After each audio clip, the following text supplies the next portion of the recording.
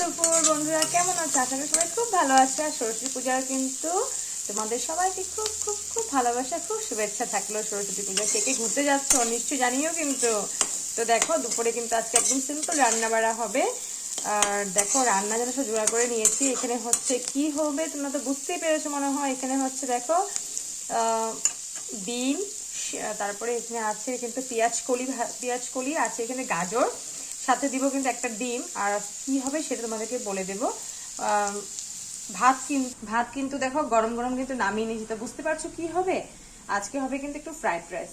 আর এখানে কিন্তু আজকে কাজু কিশমিশটা দেবো না, শুধু ডিম দিয়ে দেখো একটু নুন হলুদ জিরা গুঁড়ো সবকিছু মশলা দিয়ে একটু করে ভালো মতো সবজিগুলো ভেজে নিচ্ছি। যেহেতু ভাত অলরেডি হয়ে গেছে, ডিমটাও সাথে কিন্তু একটু এগুলো ভাজা ভাজা হলে ডিমটাও কিন্তু একসাথে ভেজে নেবো। আর গরম গরম ভাতটা কিন্তু দিয়ে দিব। আজকে ফ্রাইড রাইস হবে। ভাবলাম আজকে অনেকদিন পর একটু ফ্রাইড রাইস করি, খেতে ইচ্ছে করছিল বলে। তো ভাবলাম আজকে স্পেশালও কিছু একটা দিন, তো ভাবলাম একটু ফ্রাইড রাইস করি। আর যে কোনো স্পেশাল দিনে কিন্তু ফ্রাইড রাইস বলো পোলাও কিন্তু খেতে ভালো লাগে, তাই তো।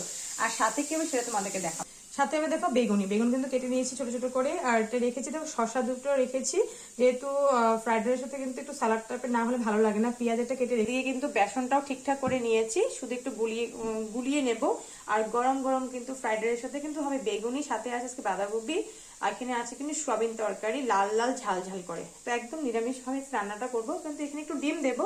কিন্তু আজকে অন্য কিছু রান্না করিনি, কিন্তু বললাম একদম সিম্পল ভাবে আজকে রান্না বাড়া করলাম। থ্যাংক ইউ আমার ভিডিওটা ওয়াচ করার জন্য। এভাবে ভালোবাসা দিও। Thank you.